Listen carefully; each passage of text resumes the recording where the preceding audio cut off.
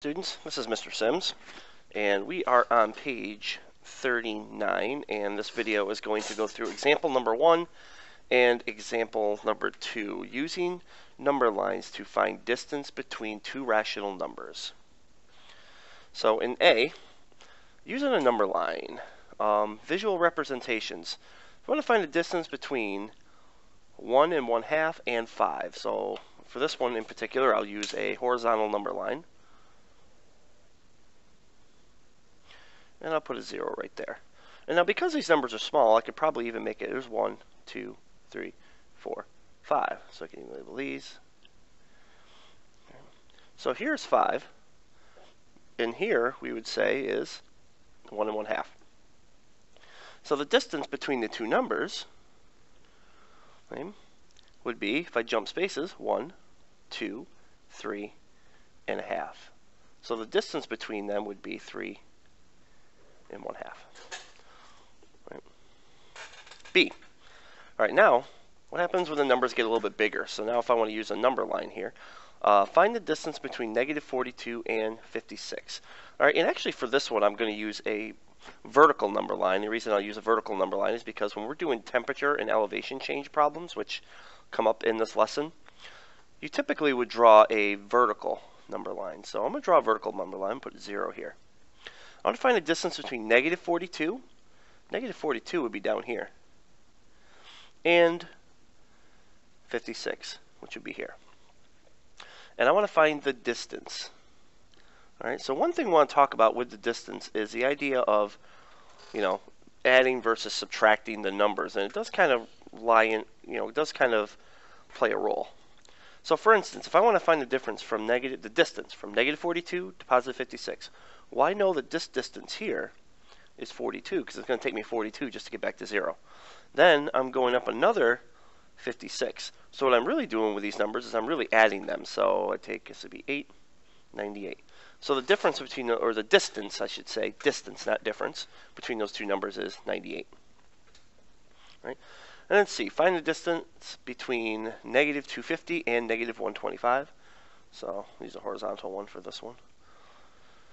All right, and put 0 here. All right, so -250 would be somewhere on the left side. And then where would -125 go? So you got to be careful on that. Remember, numbers in the negative side are in reverse order. All right. So now we want to find the distance between those two. All right. So the difference here is what you're looking at is if you're finding the distance between numbers on opposite sides of 0, then really you're adding those numbers together. All right. In this case, they're on the same side of 0. They're both on the negative side. So to find the distance between those, we would actually subtract them. All right, which would be 125. Keep in mind that distance is always positive, so you'll won't be getting negative answers when they're asking for distance. All right. Okay, that moves us on to example number 2. Change in elevation, versus the distance. Distance, always positive. Distance is positive.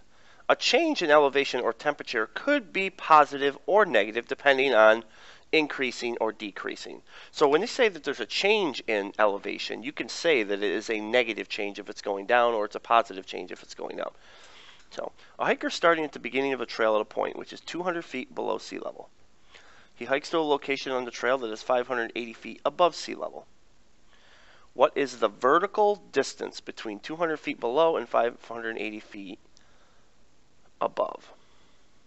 So if I use a number line here, 0. 200 below sea level would be down here. 580 above sea level would be up above.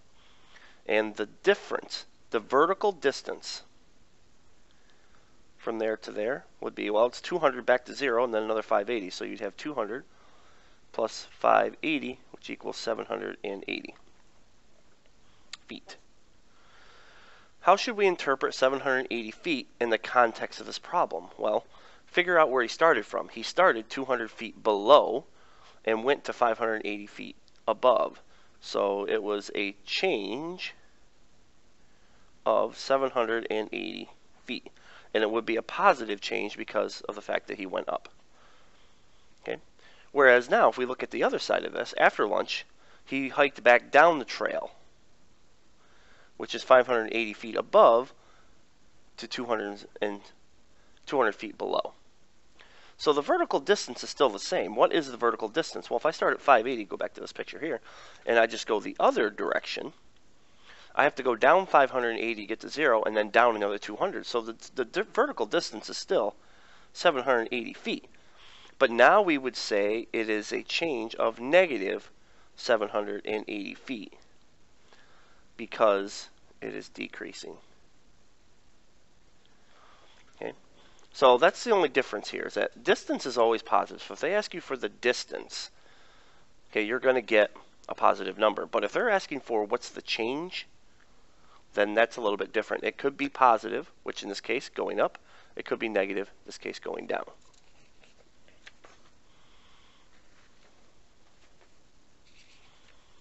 I was looking through the rest of this here, what we got. All right. What I want you to do is I'm actually going to have you try these problems out. Whoops, I wasn't zooming in. Consider the following two problems. Temperature change by versus to. And we're going to call these the checkpoints. So you'll check in with me as you're working through these. All right, so this is recorded lessons. It's been a little while since we had them, but this is Mr. Sim signing off.